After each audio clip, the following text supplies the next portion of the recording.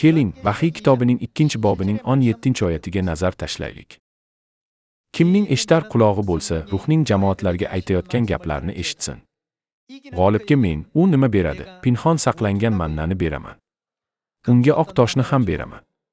Bu toshning ustiga yangi bir ism yozilgan. Toshni olgan kishidan boshqa hech kim u ismni bilmaydi.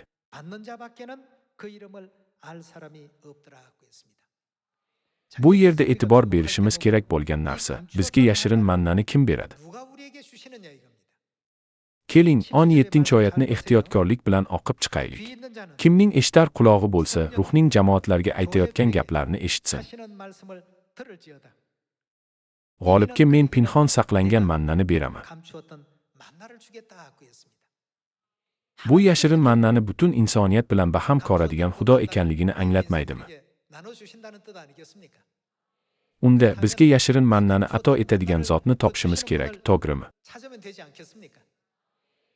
Iso manna haqida qanday haqiqatni o'rgatdi? Bu yangi ahd Fisix bayramining haqiqatidir. Shuning uchun biz insoniyatga yangi ahd Fisix bayrami haqiqatini beradigan zotni topishimiz va kutishimiz kerak. Biroq Iso 2000 yil avval yer yuziga kelib, osmonga ko'tarilgandan so'ng, cherkov Rim taqibidan juda ko'p azob chekdi.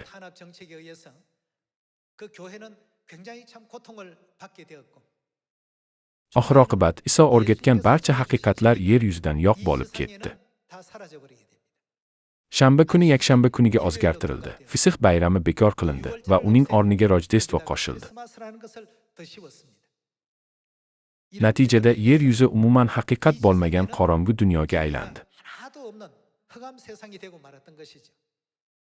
Shuning uchun Xudo yana yerga bir bor tanada kelishini aytdi. Keling, Ibroniylarga 9-bob 27-oyatni ko'rib chiqaylik. Inson zoti bir marta o'ladi, so'ng Xudo tomonidan hukm qilinadi. Shu singari Masih ham ko'plarning gunohlarini o'z bo'yniga olish uchun bir marta qurbon bo'lib o'ldi. Bu dunyoga u qaytib keladi. Bu safar u gunohlarni yuvish uchun emas, balki uni intizorlik bilan kutayotgan odamlarga najot berish uchun keladi. 2000 yil oldin Iso yer yuziga inson qiyofasida kelgan va bizga o'xshash ko'rinishga ega edi. Biroq odamlar Iso Masihga ishonishmadi, balki uning birinchi kelishida uni rad etishgan. Shunga qaramay, Masih ikkinchi marta inson qiyofasida kelishga va'da berdi. Ikkinchi marta kelgan Masihni qanday taniysiz? Ikkinchi bor kelganida ham u hayot haqiqati bo'lgan yashirin manna haqiqati, ya'ni Fisix bayrami bilan keladi.